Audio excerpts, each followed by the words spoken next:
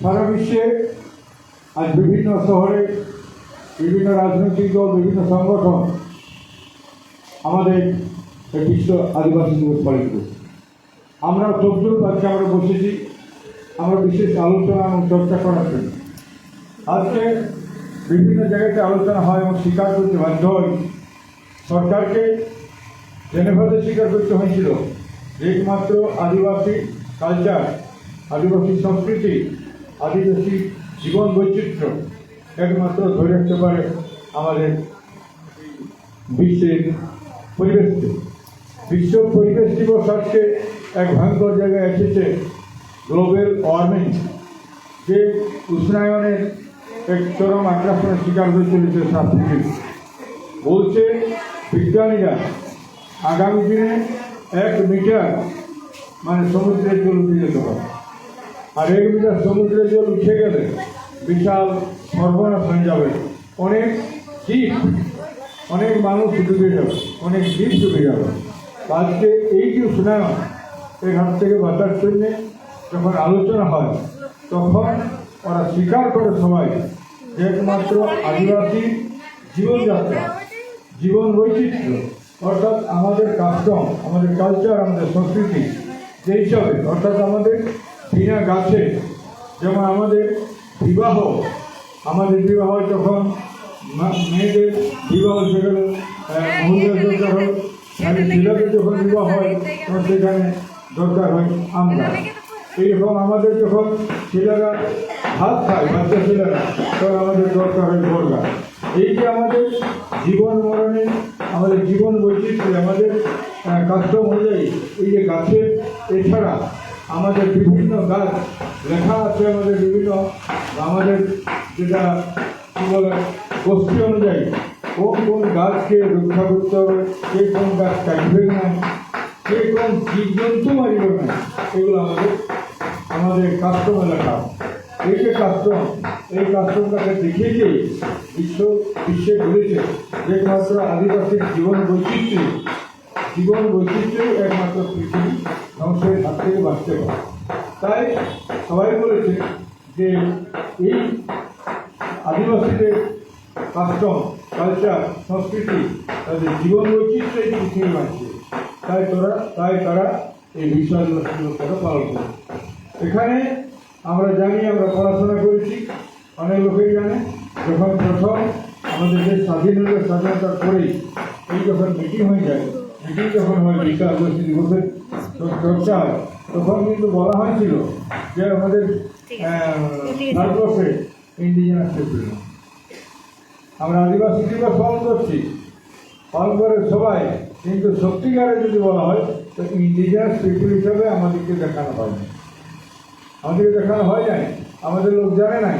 আমাদের যারা পণ্ডিত লোক, যারা পরিবেশবিদ বা যারা এখানে অনেক পড়াশোনা করেছে, তারাও সেদিন তেমন তার প্রতিবাদ বলে তুলতে পারে না। পরিবেশবিদরাও এবং বিভিন্ন সংগঠন যারা মানে শিক্ষাগত যোগ্যতায় অনেক দূর আগাইছে, তারাও কিন্তু প্রতিবাদ করেন।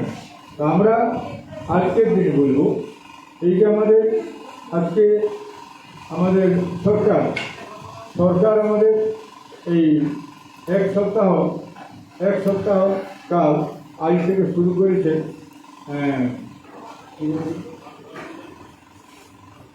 ঘর ঘর তেরঙ্গা পতাকা এবং গাছ লাগা। এইটা আজকে বলছে এই যে এটা কেন দরকার হচ্ছে আজকে, এই যে এর মাঝেও প্রতিবাদ হবে, এর মাঝেও প্রতিবাদ হয়।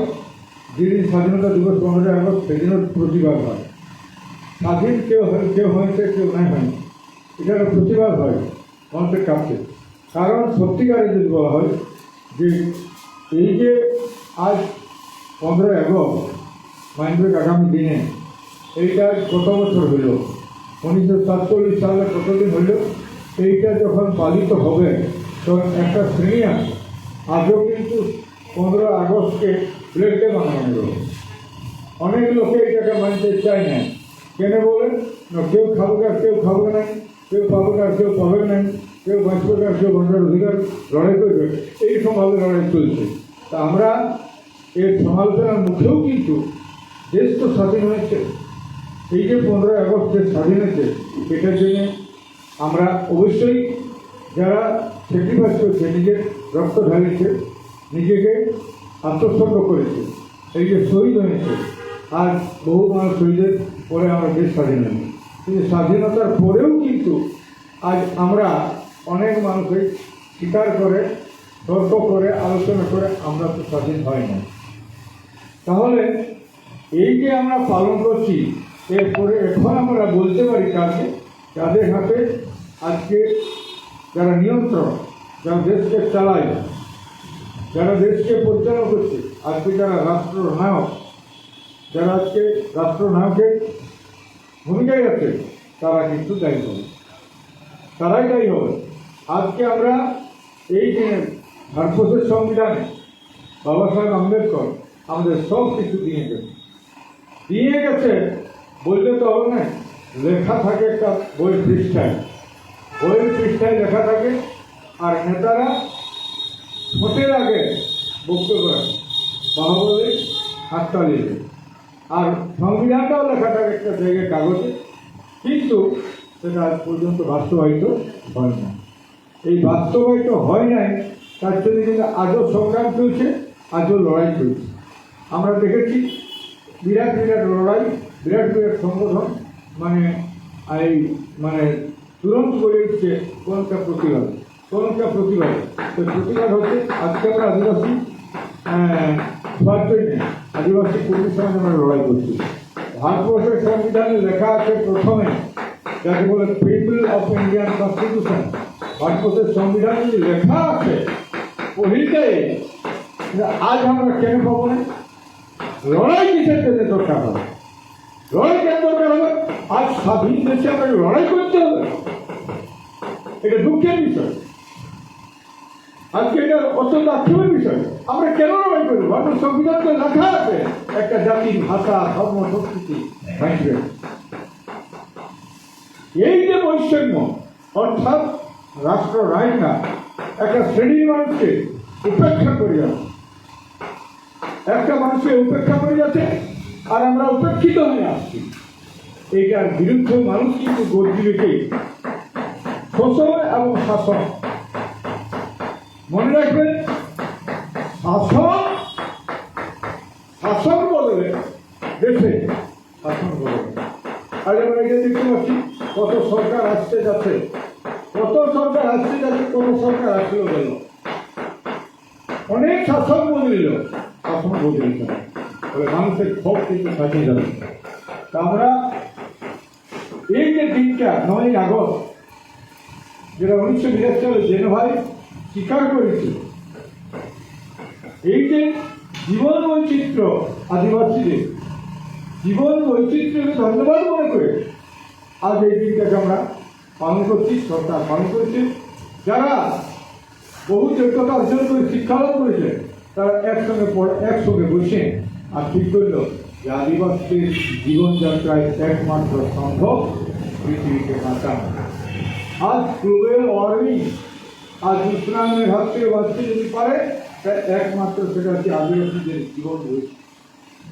তাদের জীবন বৈচিত্র্যের সঙ্গে পৃথিবী বাঁচবে, তার সঙ্গে বাঁচবে সমস্ত কীট পতঙ্গ, সরীসৃপ থেকে শুরু করে সমস্ত বন্য জন্তু থেকে শুরু করে সমস্ত পরিবেশ বাঁচবে। অর্থাৎ পৃথিবীতে একা মানুষের বাঁচার অধিকার আছে এটা নয়, এর সঙ্গে বাঁচবে সারা পৃথিবীর বিভিন্ন জীবজন্তু।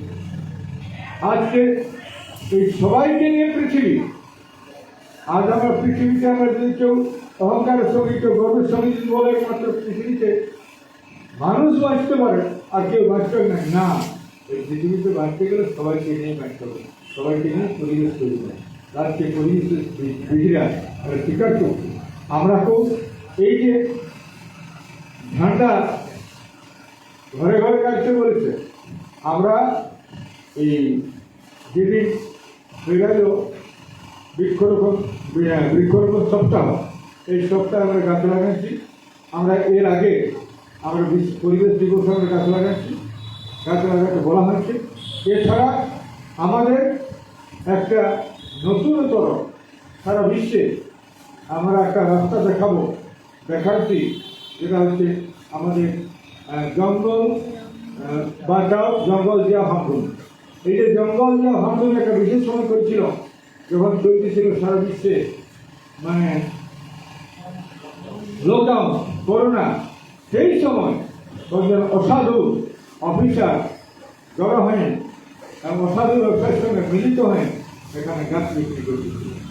আমরা প্রেসিডেন্ট হয়েছিল যে কী করে সম্ভব, বলা হয়েছে কেউ ঘর থেকে বেরাবে নাই, আসতে সময় গাড়ি বাইরেছে, ড্রাইভার বাইরেছে, আসতে সময় মানে গাছ জোর হয়ে এই যে একটা অবস্থা, এই অবস্থা তৈরি করে কিছু লোক আজও কিন্তু তেমনিভাবে পুলিশ আছে, প্রশাসন আছে, দেশ আছে, সমাজ আছে, রাষ্ট্রনায়ক আছে, রাষ্ট্রপিতারা চুরি করে অন্যায় চলছে, অত্যাচার চলছে।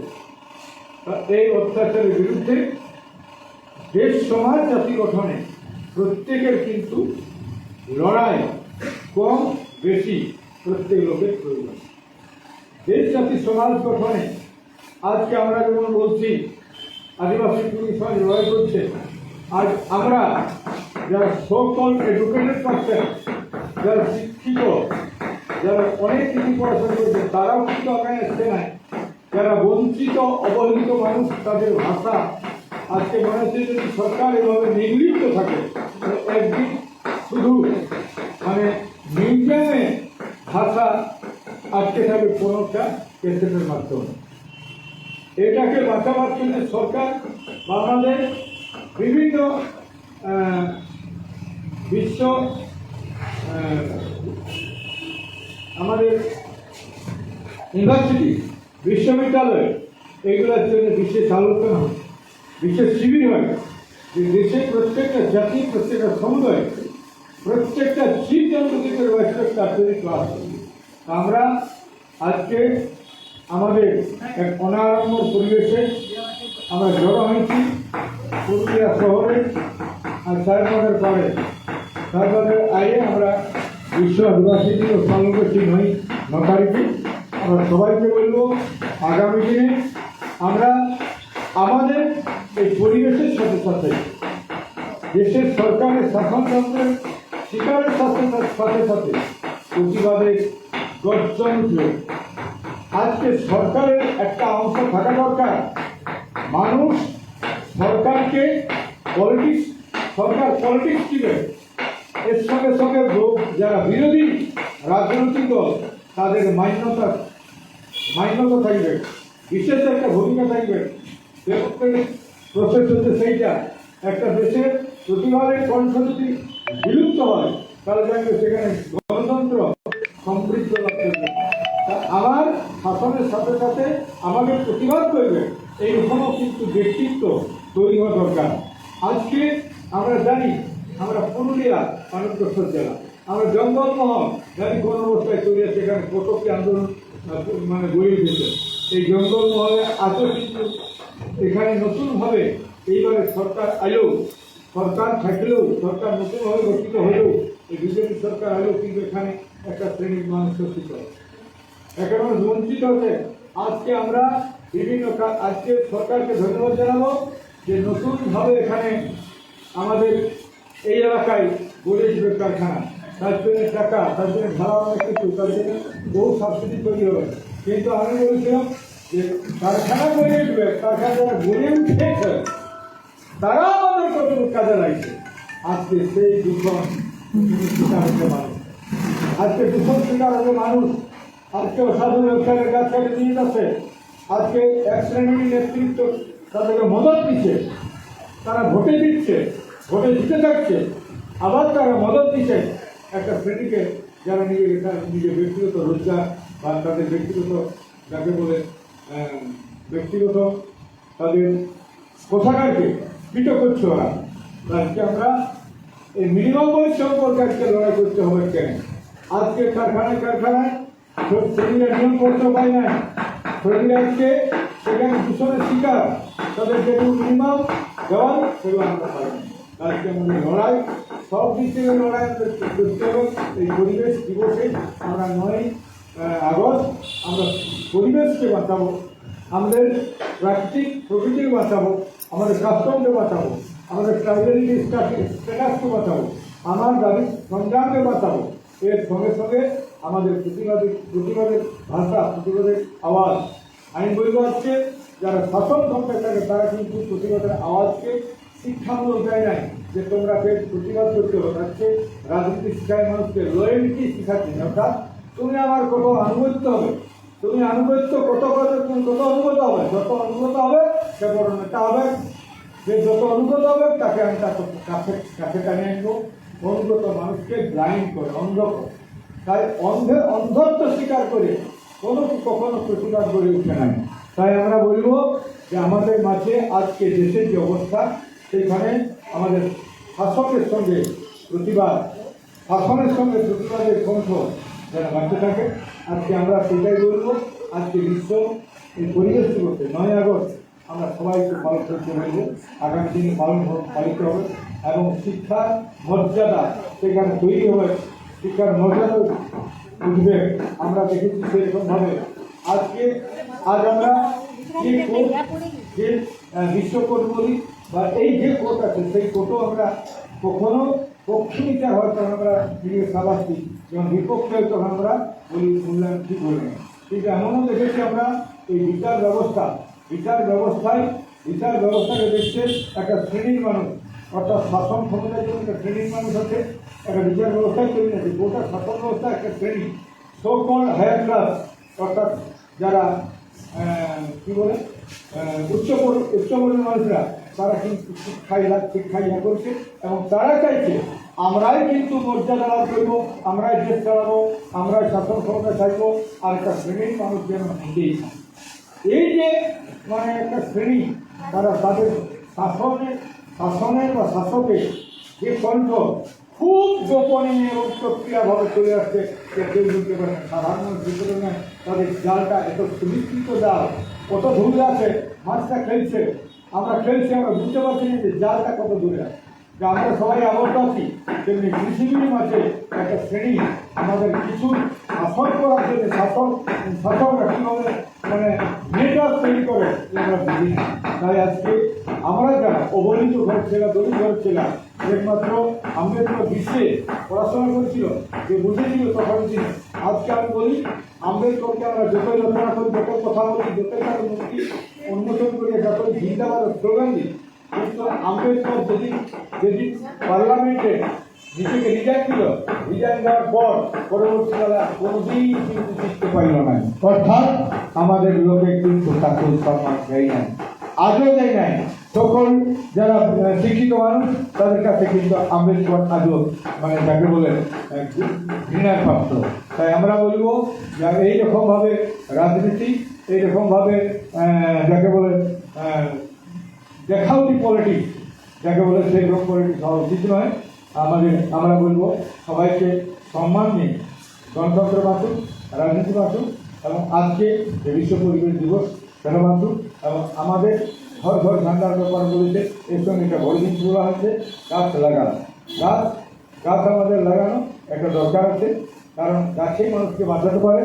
নীরব গাছ থাকে নীরবে, ওকে গাছ কাটে অনেক কিছু করে, আর সব কিছু করতো, কিন্তু গাছেই মানুষকে পৃথিবীকে বাঁচাবে। আজকে যেদিন আমাজনের জঙ্গলটা উঠতেছিল, সেদিন বলা হয়েছিল আমাজন সরকারকে ইমিডিয়েট যদি আমাজন সরকার ওখানে গাছ পুরা জঙ্গল রক্ষা করতে না পারে, তাহলে তোমাকে আর্থিক বন্দির মধ্যে করতে হবে, কোথাও তোমাকে শাস্তি দিতে কোনো লোকে তোমাকে সত্যিভাবে সমর্থন করবে না।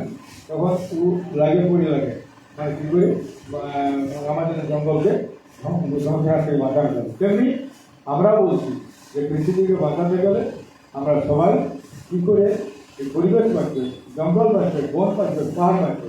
আজকে আমাদের খেলাও প্রচার করা হচ্ছে কী করে গাছ কাটা যাবে, কী করে পাহাড় কাটা যাবে। পাহাড় সেখানে আজকে মানে কী বলে লিক হচ্ছে, পাহাড় লিক হচ্ছে, আজকে বিভিন্নভাবে আমাদের উপর ধ্বংস হচ্ছে। এইগুলো হাত থেকে বাঁচতে গেলে আমাদের সবাইকে সচেষ্ট হয়ে বাঁচার জন্য লড়াই করতে হবে। তাই এই 9 আগস্ট আপনাকে সবাইকে জোহার করলাম।